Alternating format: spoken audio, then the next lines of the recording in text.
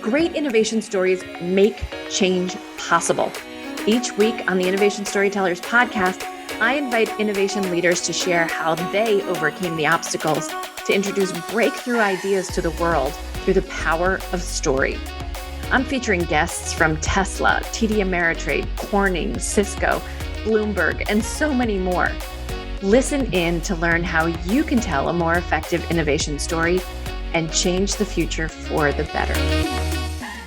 Hey, everybody. Welcome back to Innovation Storytellers. I'm your host, Susan Lindner, and we are talking about some of the biggest topics in the world of innovation today. We are talking about the workplace. We're talking about work from home. We're talking about WeWork culture. I let it slide. We're talking about WeWork today. And right now, going on in Scotland is COP26. It is the biggest environmental event of the year, where all the countries of the world are amassing to talk about environmental policy and setting standards around the environment.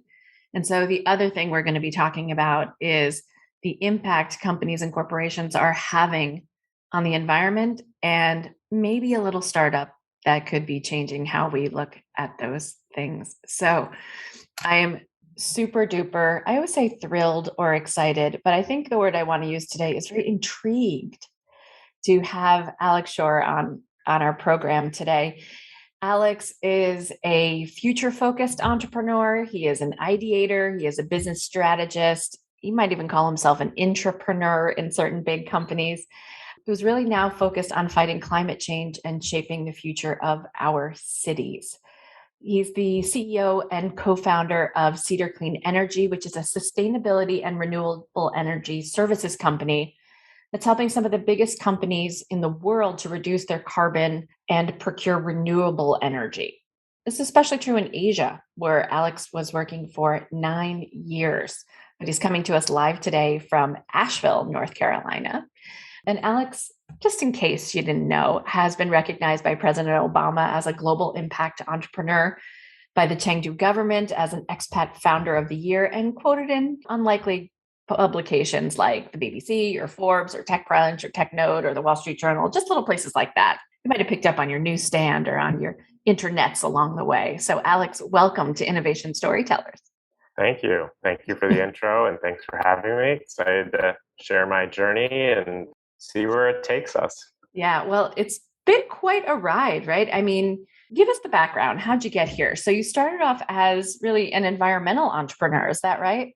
Yep, exactly. So my real start of my career was in finance, but shortly that was a few years in banking, and then jumped right into renewable energy in China, of all places, just because I thought that was the place in the world that was going to have the biggest impact on the environment. And it was also the place that was investing the most in renewable energy. And lo and behold, that was 2011. And, lo and behold, a few years later, they were the world leader. And now, as you said today, COP26 is underway, and China is probably the number one focal point of that conversation, as well as the US, obviously, and a lot of other countries. And it was quite a journey and a ride of developing a renewable energy startup in a foreign country in the midst of a lot of changing dynamics and politics, and really just finally kind of the world accepting that climate change was something that was happening, and that there were now large companies and corporations who were committing to making change in their own businesses, and mostly because consumers and individuals like all of us were kind of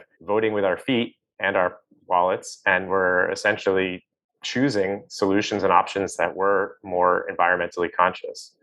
Why go to China to start an environmental startup? Why, as someone who's done development work in Asia, I can't tell you how many people would stop me and be like, there are people back home who really need your help. We need climate change help here in America. And I would always say then, by all means, lift a hand, do it. Yep. You're absolutely right. You should. My calling was to go to Asia and do development work there. But why did you decide to take the show on the road? Good question. I think two main things. One is I felt like if I didn't go abroad now, I never would. So I was 24 and I had, I felt like I could go anywhere, very privileged in that regard. And the second part is like, if I could go anywhere, I wanted to go somewhere where the problem was visible. it felt in the US, it was very frustrating thinking about anything in the environment because most people you don't visibly see the environmental degradation. Air is clean here. The streets are reasonably free of trash. The water's mostly drinkable as long as you're not in Flint, Michigan, or a few other places. And yeah, that we know of. And largely our lives are not directly day to day impacted by it. And at that time, the air pollution in China was the worst it had ever been. It had just kind of coming off the tails of the 2008 Olympics. I just remember reading and seeing about the impact of air pollution and that it was the number one killer. It caused, I think, 1.6 million people every year were dying in China alone from air pollution related diseases. So I was like, wow, if I was going to pick one thing to work on, that sounds like a pretty big challenge. And the obvious culprit at that point was coal. Burning coal was driving that air pollution and all the factories that all the stuff we buy basically gets manufactured there that is contributing to that. So I went without an idea and a hope that maybe it's the place. And it was supposed to be a 6-week trip just to explore. And 3 weeks into that trip, I canceled my return flight. I met a business partner and we had already found our first client who wanted us to do a sustainability audit and help them figure out how they could reduce their energy consumption. So how did you even know how to do a sustainability audit for a corporation at 24 years old with a plane ticket and a backpack? Because I was that same 24-year-old going to Thailand wanting to stop the AIDS crisis in Southeast Asia. So how did you do it at 24? Good question. That was part of the beauty of China, was that there was not a lot of, the bar for entry was quite low. That's one thing. But just because it was such a new concept and it was not really something companies were focused on. But mainly it was that I partnered with the right people. So my business partner, who had 20 years of experience in that world, and coming from the corporate side of CH2M Hill and ERM and these big environmental consultancies. And I basically, through him and a few other friends on the ground, we found that like local experts who had an area. We had a water expert, we had a waste expert, an energy expert. And at that point, I really didn't know much besides the basics. And I had my finance background, which was really what I was coming in, figuring out how do we make the economics work. And so I was a project manager with managing these technical experts and pulling that all together and into the financial side of it, which is really what those companies were obviously ultimately caring about. So it was an interesting way for me to get my feet wet at being an entrepreneur, being a project manager, being a consultant, but I was not doing the technical work to start. That was all learned through several years of just working with those consultants, and reviewing the reports, learning the markets, practicing a bit of Chinese, understanding the culture, understanding the policies and the energy market dynamics. And so it really wasn't until a few years later where I actually started a spinoff out of that initial business, which was actually more of a environmental consulting business called E8. And then it turned into this really deep focus in renewable energy. And that was 2013 when we launched Cedar Clean Energy. That was my training ground. And then I kind of took what I learned and focused it, because that was our challenge there. Was we were so wide, we were doing a little bit of everything, market entry and sustainability and energy. And I was like, we need to focus. And that's where Cedar came in 2013. And that was right around the time that there were some new renewable energy policies in China that they offered some new subsidies, which made the market the economics finally started to look good. And that was the first time that anyone had ever structured a power purchase agreement, which is essentially a way to finance rooftop solar with zero cost upfront. So the owner of the building pays nothing. The panels for the rooftop solar are paid for by a third-party investor. And Cedar was one of the first companies in China to structure that. And that was 2014, 2015. And then from there, it grew. And that was a very exciting time. It was like felt like being in Silicon Valley in the 99s, in the late 90s, or it felt like kind of all of these various booms where you just kind of perfect storm of variables come together. And we happened to be in the right place at the right time. The challenge was we were a foreign business operating in Asia. And being foreigners, although our team were all local, it definitely prevented us from really breaking through to let's call it a ceiling. And we kind of reached that ceiling and we realized, okay, actually, we need to figure out a different way to play in this world, because it's very difficult to be a foreign business in this environment. And as a small business working with very large corporations, it's like, wow, we also the odds are kind of stacked against us. So we really need to figure out, how do we work with these big companies?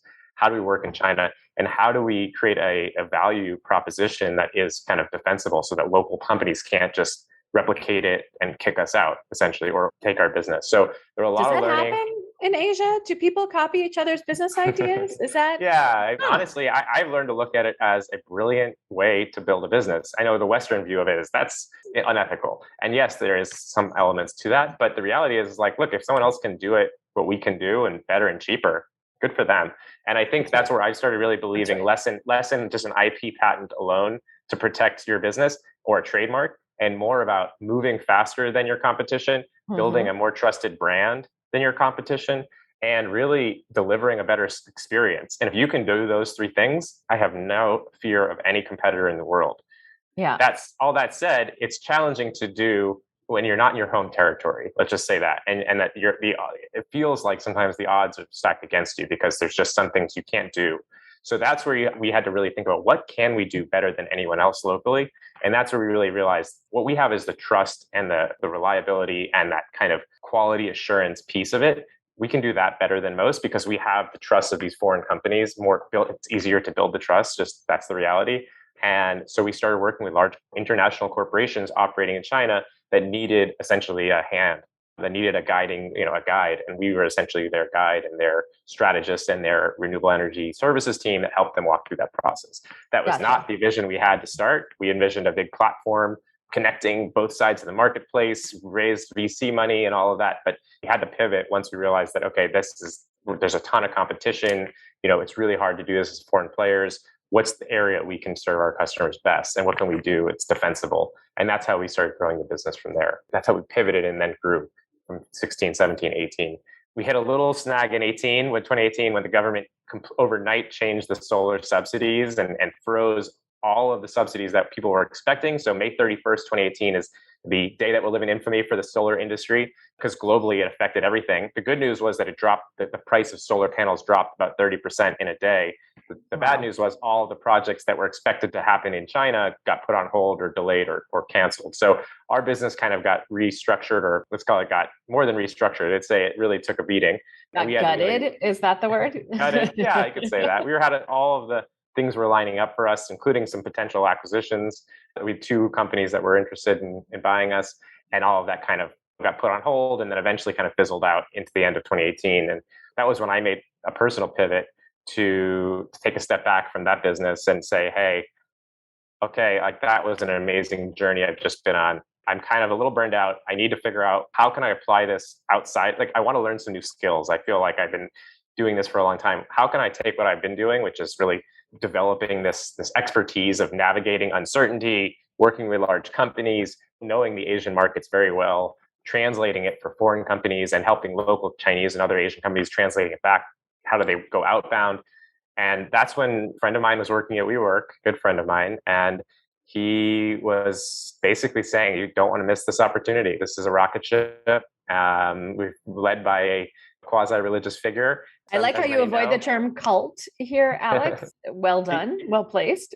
He was charismatic and he had a vision and an ambition that, frankly, I think is the only reason that WeWork was able to do what they were able to do in that stage, which was essentially do what no one in real estate thought was possible, which was to truly disrupt one of the oldest and most traditional industries. And although, I think Adam's ambitions were 100x and he may have achieved 10x, he still had some pretty meaningful impact. And obviously there's you can watch all the documentaries to hear all the inside gossip and this and that. But as a participant, it was really fun to be a part of seeing how things developed. And there's a lot of lessons learned on both sides, right? What to do, what not to do. But I think what was most exciting for me was to be in the room and trying to figure out saying, okay, we have this really, really, really aggressive goal and we have very little time to get there. How do we do this? How do we get there? And I think to be able to have that opportunity, like how many times in your life do you get the chance where it's like resources aren't the constraint, but we need to solve the problem? Let's talk about that for a second, because this is a show about innovation, right? Yeah. And this is an understanding. Many of our listeners certainly have resource constraints. You were in a fantastic position where money was not an issue, but there were several other issues, right? So can you give us a little bit of guidance so number one, what was the innovation or what was the intention that you were trying to create? And then what were the restraints on that innovation or constraints around that innovation? Yeah, so I think, well, the big thing was like, I guess where I came in, my role at that point was to kind of be in charge of the strategy for the B2B business and how do you grow it in APAC. So I Well, was in can you charge of define that? Can you define what Yep. the B2B business is for a co-working space? I think lots of our listeners think about WeWork as the place where startups and small businesses grow to have a one person, two person, five-person office. You get free coffee, you get to sit at the big tables, you get to schmooze with other people and maybe go on lunch breaks together. But it's a much bigger business model than that, obviously. So what does the B2B side of WeWork even look like? It's a great question. And obviously, I had the same question when I was first getting acquainted with them. And what I realized was that that is where the secret sauce of WeWork is that large corporations, we call it internally, we work called the enterprise business, require massive amounts of office space. And what they require in their office space is quite unique, right? Things like standardization, right? They want a seamless corporate experience wherever their customers or their employees are. Things like variability in cost, right? They want to be able to grow where they want to grow, shrink where they want to shrink, open an office when they want to open an office, close an office when they want to close an office. So they need that flexibility piece and that variability of cost.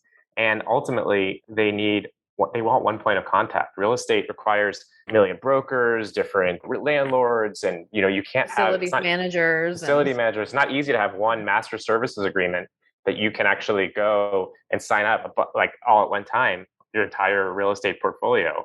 Which is frankly what's so fascinating about WeWork is they were able to be one of the first, really, to be able to provide that scale of services and the quality of the experience. So when you go into WeWork what you're going to get, right? yeah. And I think that's something that originally large companies didn't really get when I first started, when I first joined. They were like, oh, okay, co-working, it's for startups, small businesses. It's great for our salespeople who are traveling or our executives who are traveling or a small satellite office for a small team. Get that. That was how it started.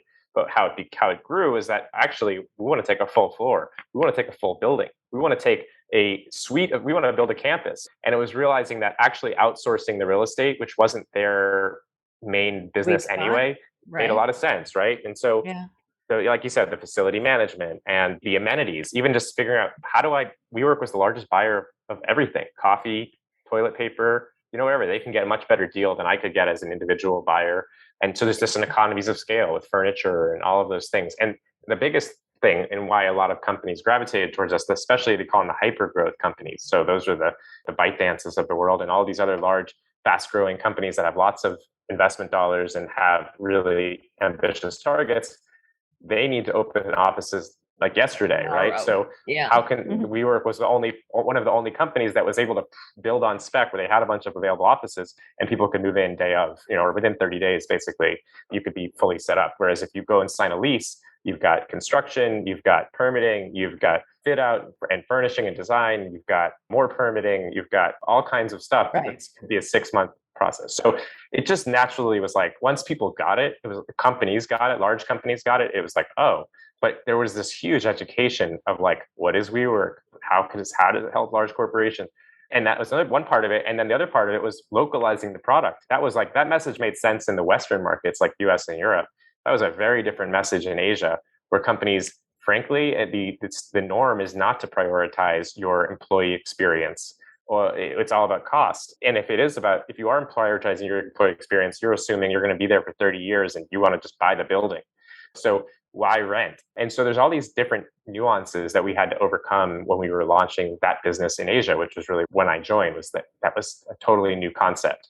And Yeah. so that was where we were not only innovating in terms of the offering, which was like we had to totally retool what we were doing and how we were delivering it, but also the customer, who was our customer, was very different because it was a different kind of buyer in this market. And how to explain it in a way, it was hard enough to explain it to the Western audience. Then we had to explain it to the Eastern audience and these other decision makers that weren't so used to doing business this way, or certainly not signing leases like this. And one thing that's unique about WeWork is they offer a service agreement instead of a lease. So it's actually a whole different contracting structure, which a lot of these companies had to get used to. So can I just run through these for a minute? Because like I said, this Please. is an innovation show, right? So we're talking about, first off, is just challenging the status quo for the perception of what is real estate, Yeah. right? And whether or not we even see it as an asset. Because when you make the shift between thinking of your employee as the greatest asset versus the structure that they sit in, you're shifting economic models, but you're shifting cultural models inside of a company too. And if it's something that hasn't even occurred to the people around you, right? When it feels like in the West that humans are almost disposable in large population centers, right? It feels like there are so many people that companies don't even have to necessarily consider talent as such. They're just masses of humans who come to work every day. That shift, right, that we're making in our mindset of I value the people who come through this door every day and I value them greater than the building that they sit in is a massive shift, I think, for companies around the world that's taken place over the last 30 years. Totally agree. Yeah. So shift number one is that cultural shift inside of a company. And then you're talking about the dynamics of international culture, which I remember experiencing in Asia. It was just like, woof, okay, take a step back. Yep. And what I thought was linear thinking, I felt like, okay, I'm going to go through the spiral of thinking now and how I explain these things. And then the story that needs to be told. So I want to just focus just for a minute on thinking about like a really consequential meeting that you might have had with a large Chinese business Mm-hmm. where you were talking about pitching the enterprise product to a large corporation. Can you give us a little bit of a sense of what that story was between like, this is what you're used to, and this is what life could look like now? What was that picture of the future that you were trying to paint for these Chinese businesses? Yeah, it's a great question. And I think that's where it really took some time to identify who was the customer in those markets. And the obvious one, as I kind of already alluded to, is these hyper growth companies. At that time, remember, that was a new thing. The VC market in China, I think we take for granted now that the VC ecosystem is incredible there. But back in 2018, it was still fairly new where these companies were getting valuations as high as they were and getting as much capital as they were. And a lot of these big US and European venture capital funds even looking at Asia, in addition to local Chinese and other Southeast Asian VC funds who are very well capitalized. So that was the first time that we had started seeing these massive companies with a lot of resources and needs to grow like never before. And so I can remember a few of these hyper growth companies talking to them and really explaining to them the value of employee retention and engagement. And because if you look at the cost to hire, train, and find and negotiate a salary or whatever of an employee, the costs are actually very high. And the turnover rate, in, at least when I was looking at these numbers a few years ago in China, was about 20%. So every year you're losing about 20% of your workforce. And to think about that, and that was normal. People, that was just, oh, that's the way it is kind of mindset. And so when we were talking with these companies that had raised a lot of money, we were making sure, look, I know that's how you're used to doing maybe things one way, but the value of investing in your teams and your people and giving them an experience that they really appreciate. And not only does that make them feel valued and that make them feel kind of loyalty, but it also makes them feel like you can actually, over time, you're not just there for the salary, you're there for the experience and you're there for the learning, you're there for the people, you're there for a lot of reasons that a lot of people still come to work. But that still was not part of the mindset a few years ago for these large Asian based companies. Obviously, I'm totally generalizing. So, but I think in general, that is true. So, thinking back to some of those meetings we had, it was really looking at the ROI of investing in your people. And it was very practical conversation. It wasn't like, oh, they'll feel good. Here's how much you'll save. Here's what you'll get in retention. Here's the benefits of growth in terms of you can launch in these new markets quicker and cheaper. And if those markets aren't going well for you, you can pull back. It's a much less costly mechanism for if you need to reduce your footprint in those markets. And at that time, that's when the talent markets were getting very hot and very challenging. And so all those dynamics combined, and those big companies started getting it. And I think the ultimate hook, though, the final thing that really sold them was, as I mentioned earlier, the speed. These companies, again, it was like kind of the individual value and the ROI there, plus the speed at which you can open a new market. Those two things combined, I think, what sold people and sold these companies. I will say there was some funny translation moments, or cultural dynamics when bosses would show up to the office and they were people drinking beer. I remember that was one of the funny dynamics because WeWork used to have beer in all of their locations. Now they've moved to kombucha and coffee and whatever else, which is, I think, a great move. But back then it was kind of part of the culture. It was like, yeah, have a beer. a lot of these bosses that I would see, they'd be like, what is this? Where's the office? Where's the work getting done? This is like kind of a cafe and a bar. I don't see the work. So there was definitely, again, some cultural dynamic, and a lot of the product was adjusted based on that. Hey, it's Susan here. Like what you're hearing so far? Make sure you never miss an episode by clicking the subscribe button now. This podcast is made possible by listeners like you. So thank you for being here. Whether it's your first time or you're 10 episodes deep, if you want to learn more about me and the work that I do with innovation leaders, head over to susanlindner.com for more information.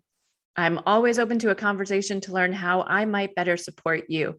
But for right now, let's get back to the show. What they serve did you still do beer in China after? Oh yeah, initially, but they moved away from that, realizing that I don't know exactly what they're serving these days, but I don't yeah, think they're doing beer anymore either. I was a WeWork member for many years, and they know globally they moved away from that. I think from a cost and it just didn't set the right. It was a different culture, and I think that's what the new leadership did really well. Is they brought in a new culture, a new mindset, and a new kind of variation on what the future of WeWork would become. And now, as a public company, I think that it's safe to say they came in with the right mindset and the right kind of vision, and took what was already there and reoriented it in a way that the world needed. And who knew that just a few months after that COVID would happen and change the game completely? Because I mean, no one could have predicted I have to say now, and I don't like to say this word, but the positive impact for a company like WeWork and for a lot of other companies who have gotten benefit, who now the need for what they offer is so much greater than it ever was, right? I mean, and the belief that it's possible to utilize a more flexible working structure in your workplace has been proven across almost every organization in the world. Everyone in the world at one point has had to work remotely in the last 2 years. So, or maybe what it's been, 20 months. Yeah, unless you're a first responder, right? Where you actually have to put hands on people or hands on products. Correct. But yeah. Correct. That's a great point. It's not everyone, but you're right. A lot of companies. So that, which had always been, frankly, part of the innovation story of WeWork, is flexibility. And I imagine part of the resistance of large corporations to embrace a WeWork model was the flexibility itself. It was a perk. It was an outlier. It was a nice to have, or it was the outcasts in some cases, right? And on this show, many innovation teams got exiled or sequestered in a WeWork so that they would not have the pressures of the corporation breathing down their neck and the responses for quarterly results. They could actually go and work on sometimes secret stuff in WeWorks around the world. And so it was a haven in many cases, but it was still an outlier of corporate life. And I recall a very well-known German automotive company that would use WeWork as a central point in New York City to bring together the New York, Connecticut, and New Jersey teams who didn't feel like trekking into the burbs to corporate headquarters all the time, but really needed to interact with one another. And so it was a place of collaboration that didn't have to happen inside the corporate walls. And something really unique happens when people can put on jeans and a t-shirt and talk to their peers as opposed to suit and tie and heels. Yeah, I totally agree. And it is part of that culture, that the flatness that somehow that is, or the humanness, even. The humanness. Yeah. I think WeWork really introduced this concept of humanity at work. That was definitely a big part of it. Yeah, where startups might have started it, but now it was drifting into everywhere. Like you could be a lawyer showing up in t-shirt and jeans to your WeWork office. Yeah, you're so right. Yeah, so part of that, I think, is part of the innovation story that WeWork brings to the table too. So, but life isn't all perfect at WeWork. We've seen a lot of it on Netflix and in the news, et cetera. But from your perspective, trying to get large enterprises on board, not everything necessarily went easy, right? So there's sometimes that innovation story just flops. And so can you tell us or share with us, because we learned here so much from the tough times, we don't always use the F word. Feel free to drop it whenever you need to, but things that didn't go according to plan. Yeah, I think one challenge, just thinking back to the early days in China, was the disconnect between growth and demand. Right? I think when you're growing at all costs, I think we figured out that you end up taking some space, in this case, that maybe wasn't the best location or wasn't the best building or whatever reason, because you're focused on growing your supply at that point and hope that the demand will follow. And I think one of the big learnings was, especially when you're in a hyper growth mode, a lot of VC backed companies do this where you say, if you build it, they will come. I think it's really important to find that balance where you're focusing on the demand side and the supply side. You can't just do one or the other, right? Obviously, you focus on purely demand, and that's great. But if you have no supply, you're not going to sell anything. Focus on supply only, you're going to be sitting there with a lot of available inventory, and your prices are naturally going to probably come down because you have so much excess. So it's finding that balance where you're focusing on creating and generating demand. Again, education, awareness, leads, all of the things that you do as a marketer and as a salesperson, to really build those in partnerships, right? You're creating those channels through which you can actually build the multiplication effect. And that's the cool thing about a business like WeWork and others is that if you find that right partner, Amex was a good example. WeWork partnered with American Express for many years. That was a great partnership. And there are others that, many publicly available ones you can see. And that I think was where we could have done a better job in the early stages, like focusing on demand, not just supply. And I think that's where it's really important to measure the right things as well. Like if your growth is just increase supply as much as possible, that's not the best number one metric. So you should really think about how to measure both sides of the equation. And again, I think founders who have taken a lot of venture capital money are oftentimes pressured or pushed into that supply side first. If you build it, they will come mindset. And I think it can work, but I think it's risky. I think a lot of these other hypergrowth businesses, like an Uber, for example, where they would do that, they were essentially giving away free rides, subsidizing the rides in order to build jet capacity, get drivers on. There is an element, especially in marketplaces, where you have to do that for some period of time. But it's very risky if you aren't focusing on both sides of the equation. And I think someone who I think that worked very well is obviously Amazon, right? Where Amazon essentially took a very low margin for a number of years to build up that trust and that reliability and that infrastructure. And then once they had that set and they had a bunch of customers locked in, they slowly increased prices and margins and now incredibly profitable business. But I remember it was not long ago that they were being criticized for that. So anyway, just to bring it back to my experience, I think it's really, I just can't emphasize that enough for fast growing companies. And the other part of it, I think, is a challenge is when you try and be all things for all people, it's hard to explain what you are. And I think because in the beginning stages of WeWork, it was so focused on one thing, which was the startups and small businesses and freelancers. It was definitely a challenge to convince large corporations to make the leap. And at some point, we kind of had to I think if we could have doubled down more on that, on building that message from the beginning, or more importantly, I guess, just like spending time educating. I think if customers don't understand what you're offering, the value of just education and doing so in a non-salesy way, right, where you're truly organizing, whether it's through conferences, content, whatever it is, just like show people how they can use your product or service in a way that helps them. And it doesn't have to be your product, just a generic product, like your category, right? How can you use flexible real estate for your benefit? You don't have to sell your product. You can sell the category and educate the category. And then obviously if they need space, they'll call you. Or I'm sure, and I think you can apply that metaphor for any kind of business where you're creating a new category. Right? This was not something people ever did. Now it's totally changing the game in every way, but it clearly solves a lot of problems. How do we cross that chasm, especially for the biggest companies out there who are low risk, slow to move, don't want to make a mistake, have a lot of people to make a decision, right? And I think a lot of times the stakeholder mismatch, heads of real estate in this case, are very low risk, and their upside in this is very low and their downside is very high. So if they get it wrong, it could be job ending. If they get it right, it's career suicide for sure. If they get it right, you're doing it great. You're doing your job.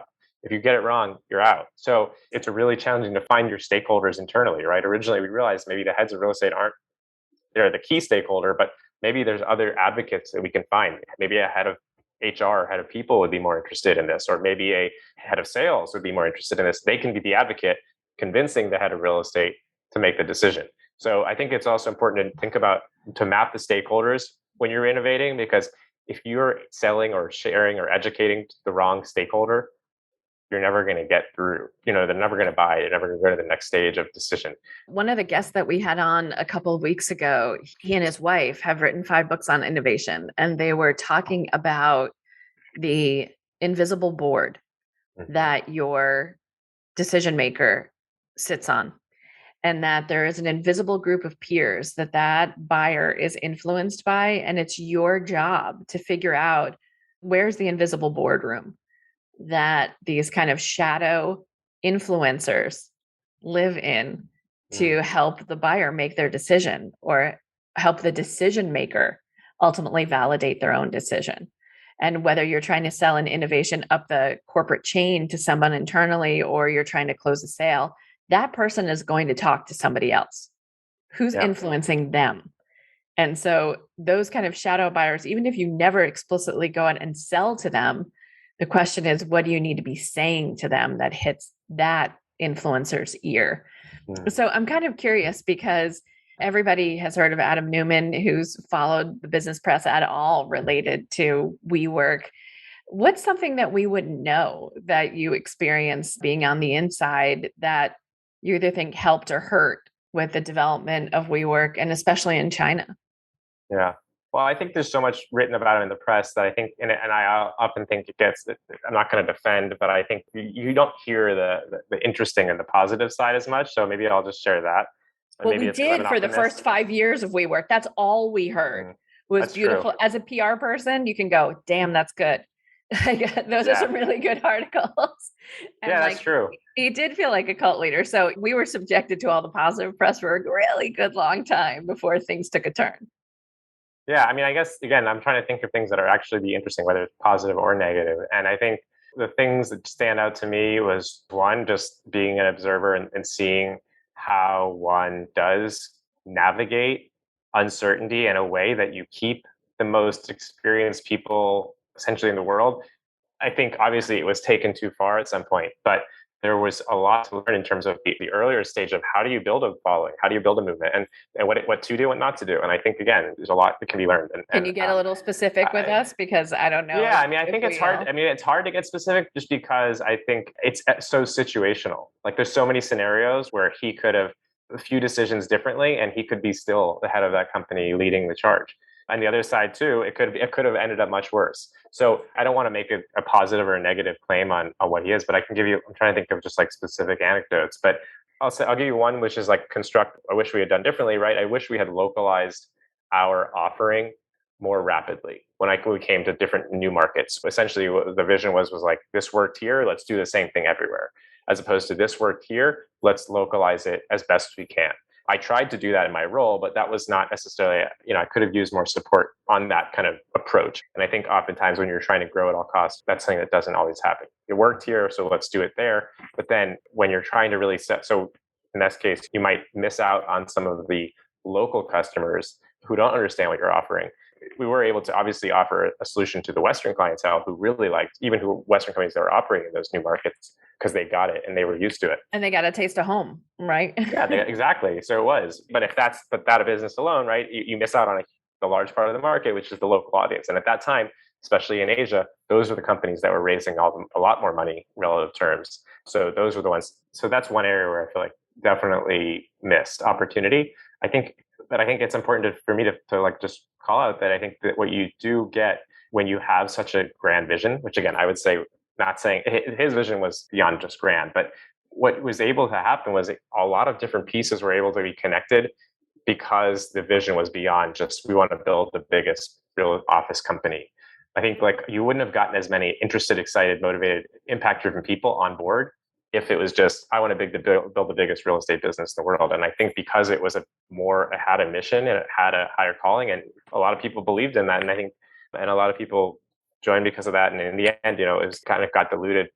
I think you kind of end up, I don't know what happens, but essentially at some point you maybe lose focus on what the original mission was. But I think the original mission was real and the original mission was super ambitious. But I think that was, to me, there was beauty in that, in having of it, again, aiming for 100x so that you can achieve 10x. And I think Elon Musk and other visionaries are very good at that and very much able to lay out an insanely compelling and insanely ambitious view and distill that back to where we are today and what we're doing. And I think it's such a fine line to balance being too ambitious and too out there with still aiming really, really high if you want to make change. And I think the last part, as an environmentalist, the challenge in all of that is when you aim that high, you often have a lot of waste down along whether financial or in material terms.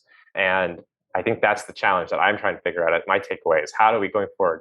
My learning is how do you maintain a massive, really impactful, important, beautiful vision, but to get there in maybe a more holistic or a more human way, a more sustainable way, but also a more like organic way, which I think is I feel like is forcing growth is not something I don't really believe in it. I think you're basically just using money. You're basically buying eyeballs, right? And a lot of times we do this with ads, right? But we're just buying eyeballs. But if your product sucks, you can buy all the eyeballs in the world. Yeah, maybe you'll get some sales. Maybe you're going to have a return on investment on that marketing campaign. Long term, it's going to end up having to keep sinking money into this thing because you might get them one time, but they're not going to come back because your product sucks. So I guess it's just like focus on like we have to be more authentic and organic with our way we do things because you can't fool people for too long. You can fool them for a little while, but you can't fool them for that long. And if it's not real and if there's nothing there, it's going to become clear. And I think again, part of that is how do you, as a founder, as an innovator, how do you find that balance? You can't sell the moon if you're only delivering lunch, but you can't also just get people excited about just selling lunch. I don't know, it's a bad analogy, but it's something really small and simple and practical. You can try and make it fancy but if it's all you're doing, that's all you're doing. But the other side, if you only are selling what you're doing, then who's going to get excited about it? And where's the vision? Where is this going? So it is such a challenge. Hopefully, I think all of us can learn from finding the middle ground, being authentic, being visionary, and being ambitious, but balancing that with humility, balancing that with sustainability, and balancing that with reality, right? Where are we today and where are we going? And I think that's my goal going forward is to figure out how to do that. Still working on what the right mix is. So give us an overview of what you're doing now then. Give us a brief as we come to the end of our hour together. So great. Yeah. So recently they just went public. So it's really it was great to see that full transition from hyper growth to hitting the valley to COVID, which was a very scary unknown time, to now, which has been an amazing year of growth with WeWork. And now they're public. And I feel like it's just a lot of people owe a lot of credit to getting it to that point and to reviving it, right? Because there's definitely a scenario where WeWork is not here.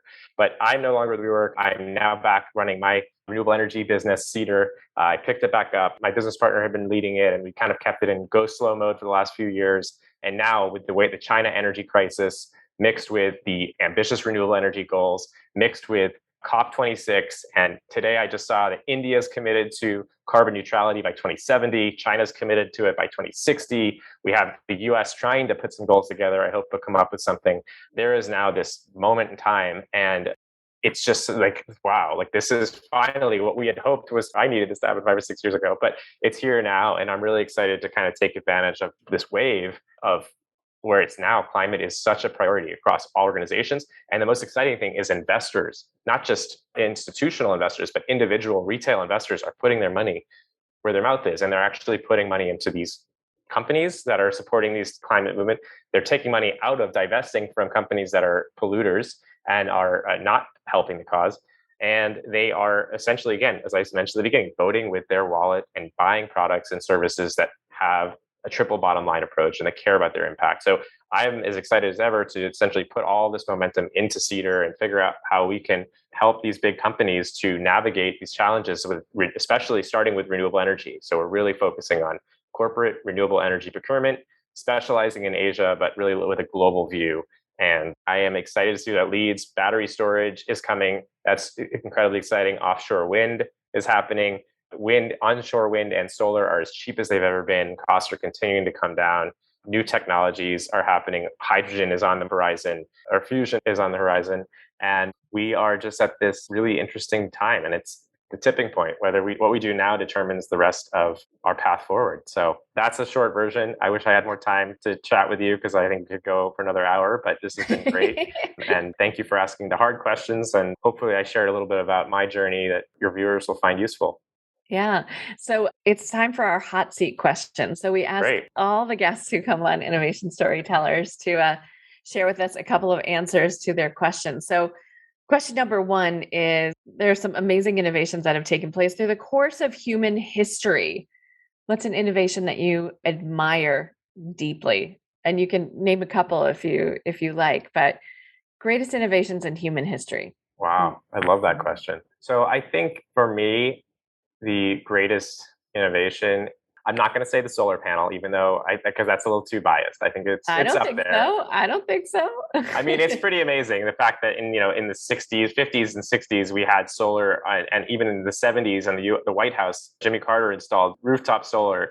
Did he really? I didn't know that. He really did. It was a thing, and it was removed by, I believe it was removed by Nixon, but let's not talk, or was it Reagan? I can't remember. Nixon came before, okay. Yeah, then Reagan came after. So that same technology that was part of like the space missions and all of that is still the same technology that we're using today. And some would say that that's kind of ridiculous, that we should have, like the combustion engine, we should be 10 iterations from that. But I'm still amazed that that technology is the same one that we are essentially using, obviously more efficient today and lower cost, but same simple technology. So solar photovoltaics are quite incredible. And I think the other innovation, which is hard to ignore, is obviously the internet, and just in the way that it has been able to connect people. Originally I was so positive about the internet. I think obviously more the last few years I'm getting a little more concerned about the ramifications as well. But still, the ability to connect people around the world, to me, is someone who's obsessed with community and connecting with people and individuals. It is unbelievable. And now the big challenge is, how do we take that connection into the offline world? So the next big innovation, I hope, will be something related to taking that same connection but bringing it offline, because we can't all be connected all the time. Okay. And your favorite innovation of all time, your personal favorite, one that you love? I'm just looking around to think what would be my personal favorite innovation. It's actually right behind me, but it's a fireplace. It's low tech, but the value and the life-saving, I'm sure at some point in history, capacity of that, but just the ability to harness fire in a way that is so protected. I don't know. I think that's such a beautiful thing. And I love the outdoors, love being in nature. Obviously, I'm here in Asheville, which is a great outdoor city. And I think that, to me, is somehow part of the next realm of innovations, is taking what nature provides, and harnessing it in a way that's beautiful, like a fireplace. So and finally, what are you craving in your day-to-day life? What are you constantly stubbing your toe on, making you nuts, that you would love to see invented that's not yet here? That's a good one. I didn't get to think about these ahead of time. So I would say the thing that causes me headache is about time management. And I don't have the device in mind yet. I don't know what the exact solution is, but I love the Pomodoro timer, like the tomato timer. I have a digital version. I have an analog version. I think there's this. Oh, there you go. You can tilt it on different sides depending on how much time you want. Oh my goodness. Maybe it's already been invented then, because I think that's amazing. You just manifested. That's pretty much what I had in mind just now. It's really been invented. Okay, well. So if I only want to write for 15 minutes, then I set my 15-minute timer, or I set a 60-minute timer. Wow. Today I was supposed to write, but I got this many minutes in. So. Well, and if only we could do that for our Zoom calls, is that if you could have more control, or more if there was a more socially acceptable way to say, hey, I've got 7 minutes, let's talk, because that never actually happens. And then I feel bad saying, hey, I really got to go. I'm sorry. So I'm too much of a humanist where I love to talk to people. And once I start talking, I've lost what I was trying to do and where my head was earlier. So imagine the people you're talking to, they're the ones who really want the timer. Is that what you're saying? Probably both. It's both. It's a mutual. So we both get a benefit there. So somehow a Pomodoro timer for our friends, let's call it that. There you go. And coworkers. Fantastic. So Alex, thank you for this time together. If people want to learn more about Cedar, where should they go? Yeah, well, you can go to alexshore.com. I've got a little page that talks about my journey, or Cedar Energy, SEEDER energy.com, and Seed ER. And yeah, or you can follow me at Alex Shore on Twitter. Fantastic. Alex, thank you so much for joining us on Innovation Storytellers. We loved hearing yours. And be ready for a bunch of people reaching out for more WeWork stories, but probably more likely to learn a little bit more about all things in the environment. So thank you. Amazing. Well, thank you for having me, and keep doing what you're doing. It's awesome. The world needs more of it. Thanks, Alex. Bye. Now you might be asking, Susan, why innovation storytelling? Well, the truth is that an innovation story told well not only breaks down communication barriers so you can drive change and new growth, but it also helps other people remember and champion your work. And it propels your best ideas forward faster to secure you the runway, resources, and recognition you so richly deserve. In other words, stories are memory-making devices that significantly reduce the time it takes for you and your innovation to be understood. But like many leaders, you probably never got the memo that storytelling skills would be central to your success. Well, I've got some good news for you. It's not too late because I've got you covered. Whether you need an expert to come and speak to your innovation leaders, you need training in the art and method of innovation storytelling, or you just need the support and guidance of a consultant who can get you where you want to go in less time, visit www.susanlindner.com today to learn more and to set up a call to discuss your needs. I'm so looking forward to connecting with you and to helping you tell a great innovation story. If you liked what you heard so far, don't forget to subscribe so you never miss another episode. And leave us a comment. Tell us what you think of this episode. We'd love to hear from you. And if you didn't like what you've heard, just forget everything I've said.